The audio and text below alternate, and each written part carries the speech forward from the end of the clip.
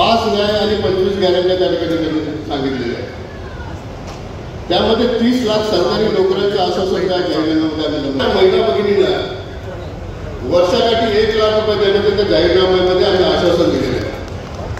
आज लक्षात घ्या, तुम्हाला हे सांगण्याचं कारण काय,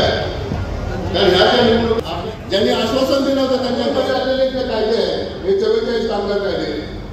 कायम नोकरी कायम कामगार ते आपण शिक्षण घेतलं,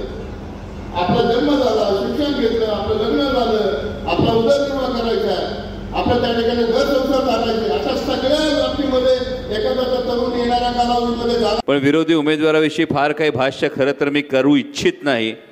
कारण जर सक्षम उमेदवार समोर असता किंवा पहिल्या चॉईसचा उमेदवार समोर असता तर बोलायला साहेब मजा आली असती। कारण मी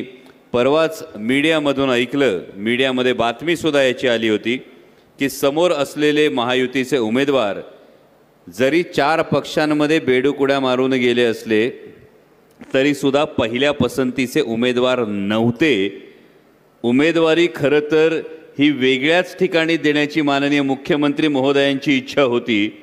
आणि जी बातमी मला समोर मीडियातून ऐकायला मिळाली तुषार भाऊ, त्यानुसार छगन भुजबळ साहेबांची उमेदवारी ही माननीय मुख्यमंत्री महोदयांच्या डोक्यात होती, परंतु छगन भुजबळ साहेबांनी नकार दिल्यामुळे ही उमेदवारी घेण्यासाठी पुन्हा एकदा जिथे आधी उद्धव साहेबांना धोका देऊन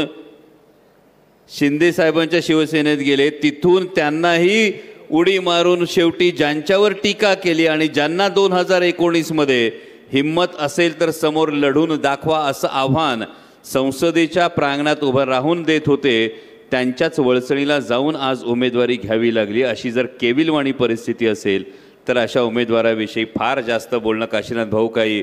मला योग्य वाटत नाही।